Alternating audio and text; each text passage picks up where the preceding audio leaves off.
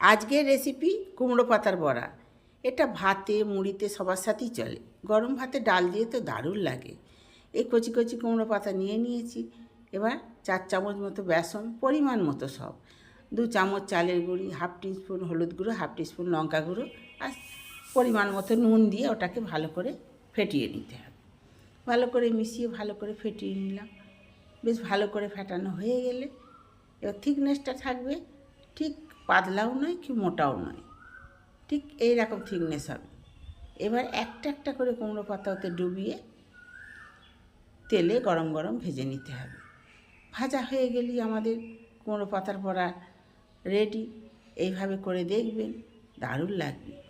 Facebook থেকে দেখলে চ্যানেলটা ফলো করবেন, ইউটিউব থেকে দেখলে আমার চ্যানেলটাকে সাবস্ক্রাইব করে দেবেন। নমস্কার।